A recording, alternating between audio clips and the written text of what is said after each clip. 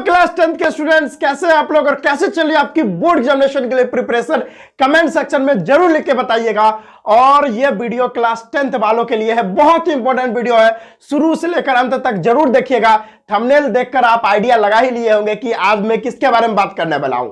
जी हाँ, chemical reaction and equation में जितने सारे रिएक्शंस है, सारे इंपॉर्टेंट रिएक्शंस को मैं आज बताने वाला हूं। ये सारे इंपॉर्टेंट रिएक्शन आपको याद होने चाहिए क्योंकि क्वेश्चन यही से आते हैं। ये सारे रिएक्शन को आप एकदम बढ़िया से प्रैक्टिस कर लो, याद कर लो, क्योंकि यही से क्वेश्चन आएंगे।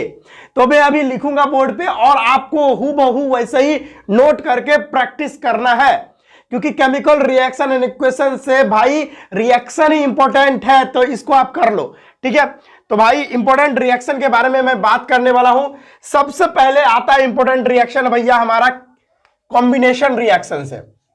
किससे? कॉम्बिनेशन रिएक्शन से। देखते रहिएगा, नोट करते रहिएगा।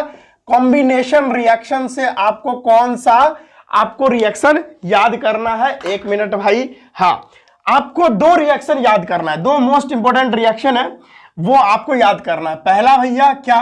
पहला हमारा ये है Mg प्लस O2, है ना। ये दोनों रिएक्शन करता है तो मैग्नीशियम ऑक्साइड बनाता है। इसको बैलेंस भी कर लो, इधर दो लिख के, इधर दो लिख के। ठीक है, इसका फिजिकल स्टेट ये होगा सॉलिड, ये होगा गैस और ये होगा भैया सॉलिड। ठीक है, चलिए ये पहला है। और भैया मैं बता दूं आपको, सभी लोगों को बता रहा हूं जो ये वीडियो देख रहे हैं, कि पढ़ाई अब स्टार्ट कर दीजिए। नहीं, आप लोग तो मोए मोए कर रहे हैं अभी, है ना, वही अभी दौर चल रहा है मोए मोए। तो भाई जिंदगी आपके साथ मोए मोए करने लगेगी, इसीलिए पढ़ाई पे ध्यान दीजिए। बिल्कुल एकदम सही मौका है, अभी आप मौका पे चौका मार सकते हैं, अभी समय है। और जब एग्जाम का 10 दिन बचेगा तब ऐसे ऐसे ऐसे करके एकदम हाँ अब आ गया वक्त पढ़ने का, तो फिर आपका मोए मोए तो होना तय है ना। तो अभी भी टाइम है, अभी भी सुधर जाओ और प्रैक्टिस करना स्टार्ट कर दो, मेहनत करना स्टार्ट कर दो। अभी लगभग 40 दिन बचा हुआ है, कर सकते हो आप, है ना, बढ़िया नंबर अभी भी ला सकते हो। तो भाई जिंदगी मोए मोए कर देगी आपके साथ, इसलिए एकदम सिंसियर हो जाइए। ठीक है, चलिए ये पहला है। दूसरा आपको क्या याद करना है कॉम्बिनेशन रिएक्शन में, वो देखिए, एक तो ये है और दूसरा सबसे इंपॉर्टेंट है ये वाला CaO प्लस H2O। क्विकलाइम को, यानी क्विकलाइम जो होता है उसको वाटर में आप मिक्स करते हैं, मिलाते हैं, तो बनता है कैल्शियम हाइड्रोक्साइड, जिसको स्लैक्ट लाइम बोलते हैं। और इस रिएक्शन में हीट भी निकलती है, तो ये रिएक्शन एक्सोथर्मिक रिएक्शन भी कहलाता है। ये सॉलिड में होता है, ये लिक्विड में होता है और ये एक्वस होता है, ये याद कर लीजिएगा। ठीक है, ये था कॉम्बिनेशन रिएक्शन के बारे में। अगला है भैया हमारा, ये हो गया, उसके बाद डीकंपोजिशन रिएक्शन। डीकंपोजिशन रिएक्शन मैं थोड़ा स्लो लिखता हूं तो आप उस तरह से मैनेज कर लीजिएगा। यह है डिकम्पोजिशन रिएक्शन। भैया सुन लीजिए, डिकम्पोजिशन रिएक्शन में 3 तरह का रिएक्शन होता है, आपको पता होना चाहिए। डिकम्पोजिशन रिएक्शन कितने प्रकार के होते हैं? सबसे पहला होता है हमारा थर्मल डिकम्पोजिशन, उसके बाद होता है इलेक्ट्रोलाइटिक डिकम्पोजिशन, उसके बाद होता है फोटोलाइटिक डिकम्पोजिशन। सभी का रिएक्शन अभी हम लोग लिखने वाले हैं और सभी को याद भी कर लेना है भाई, नहीं तो मोए मोए हो जाएगा आपका, ये पहले बता रहा हूं मैं। ठीक है, तो मैं इंपॉर्टेंट रिएक्शन लिखता हूं। सबसे पहला होता है हमारा थर्मल डिकम्पोजिशन ना, सबसे पहले होता है हमारा thermal decomposition. Thermal decomposition, thermal decomposition में आपको क्या करना है भाई, मैं स्लो लिखता हूं। थर्मल डिकम्पोजिशन में आपको इक्वेशन याद करना है, रिएक्शन याद करना है। पहला भैया PbNO3 का होल ट्वाइस, ये वाला। और जब भी आप इसको हीट करते हो, ये सॉलिड में होता है और इसका कलरलेस होता है, ये भी याद रखिएगा। तो बनता है भैया PbO plus nitrogen dioxide gas और प्लस में ऑक्सीजन गैस। इसको बैलेंस कर लीजिए, इधर 2 इधर 4। ठीक है, ये सॉलिड, ये भी सॉलिड, ये गैस और ये गैस, और ये गैस जो है ब्राउन कलर का होता है और ये PbO बनता है, ये येलो कलर का होता है। दूसरा रिएक्शन आपको क्या याद करना है? दूसरा रिएक्शन FeSO4 वाला। जितना मैं यहां पर दे रहा हूं सारा ट्रूली NCERT में जो रिएक्शन गिवन है ना, वो सारा आपको रिएक्शन दे रहा हूं, ये याद कर लीजिएगा क्योंकि क्वेश्चन भाई यहीं से आता है। मैं बार बार क्या बोलूं, ठीक है, आपको ये याद कर ही लेना है और प्रैक्टिस करना है, बार बार लिख लिख के प्रैक्टिस करियो, हो जाएगा काम आपका। अब FeSO4 को जब आप हीट करते हो तो Fe2O3 प्लस में सल्फर डाइऑक्साइड गैस और प्लस में सल्फर ट्राइऑक्साइड गैस निकलता है। इसको बैलेंस कर दो, यहां पे 2 लिख के बैलेंस हो जाएगा। ये सॉलिड, ये भैया सॉलिड, ये गैस और ये गैस। अब समझ लो भाई, ये FeSO4 का कलर ग्रीन होता है, लाइट ग्रीन, और ये Fe2O3 का रंग क्या होता है, रेडिश ब्राउन कलर का होता है ये, ठीक है, ये याद रखिएगा। ये है थर्मल डिकम्पोजिशन का। उसके बाद होता है हमारा थर्मल के बाद होता है हमारा इलेक्ट्रोलाइटिक डिकम्पोजिशन। क्या होता है, इलेक्ट्रोलाइटिक डिकम्पोजिशन। इलेक्ट्रोलाइटिक डिकम्पोजिशन के बारे में बात करते हैं। इस पर कौन कौन सा एनसीईआरटी में दिया गया रिएक्शन है वो मैं आपको बताता हूं। इलेक्ट्रोलाइटिक में आपको क्या करना है, ये वाला वाटर वाला याद रखना है। H2O ये लिक्विड में होता है, इसमें आप इलेक्ट्रिसिटी पास करवाओगे। इलेक्ट्रिसिटी अगर पास करवाओगे तो ये डिकम्पोज हो जाएगा, टूट जाएगा हाइड्रोजन और ऑक्सीजन गैस में, ठीक है।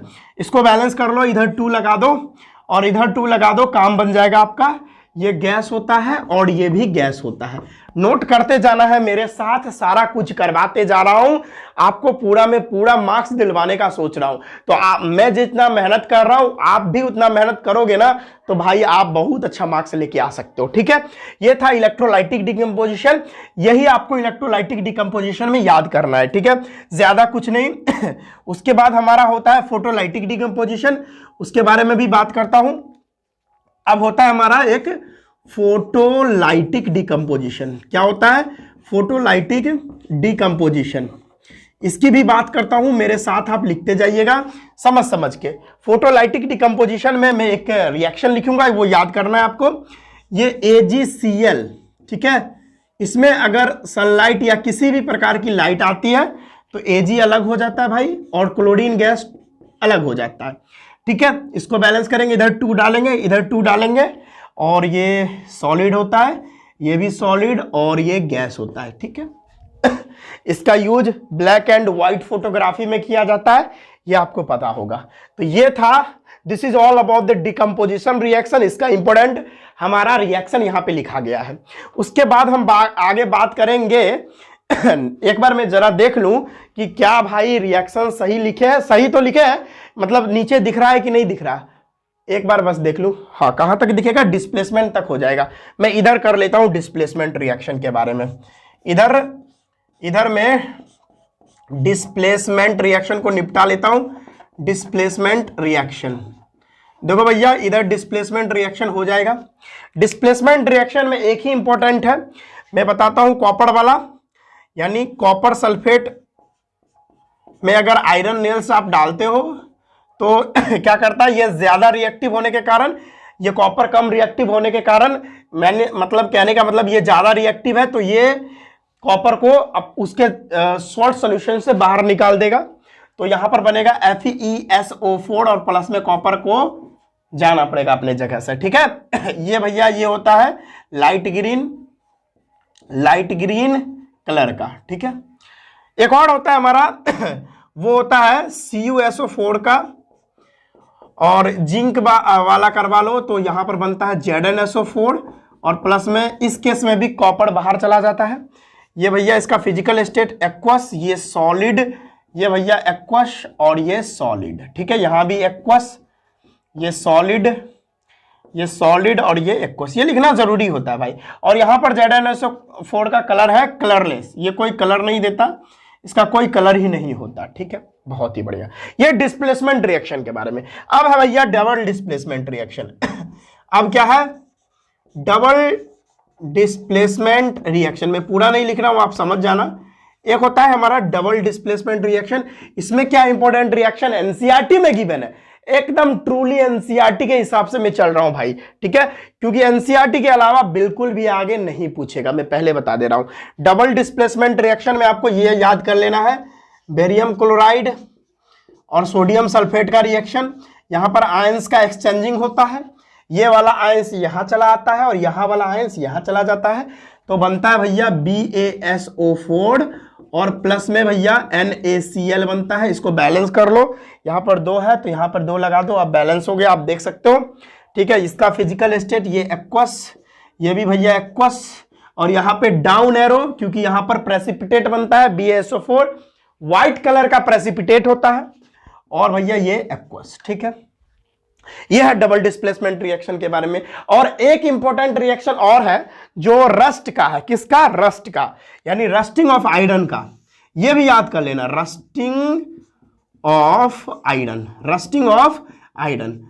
बस इतना ही अगर आप कर लोगे तो काम बन जाएगा। रस्टिंग ऑफ आयरन का मैं बता देता हूं, Fe plus H2O plus O2, ये भैया कंबाइन करके रस्ट बनाते हैं, Fe2O3.x मोल्स ऑफ वाटर। ये भैया रस्ट, ये क्या है? ये है भैया रस्ट। और ये अगर आप कर लोगे, अगर इतना कर लेते हो, बस इतना ही इंपॉर्टेंट रिएक्शन है ही, इससे ज्यादा इंपॉर्टेंट रिएक्शन है ही नहीं। ये पूरा एनसीईआरटी में गिवन जितना था वो सारा मैंने बता दिया। अगर आप इतना कर लेते हो तो आपको पूरे में पूरे मार्क्स आ जाएंगे, क्योंकि क्वेश्चन यहीं से आता है। ठीक है, समझ में आया तो इसको नोट कर ले या स्क्रीनशॉट कर ले। स्क्रीनशॉट कर ले भाई, स्क्रीनशॉट कर ले, स्क्रीनशॉट कर ले। जी हाँ, देखिए भाई, ये था केमिकल रिएक्शन एंड इक्वेशन का मोस्ट इंपॉर्टेंट रिएक्शन। और रिएक्शन आपको ये सभी अगर आता है ना, इसका आप प्रैक्टिस कर लियो तो डेफिनेटली पूरे में पूरे मार्क्स आएगा। ठीक है, पूरा मार्क्स आ जाएगा।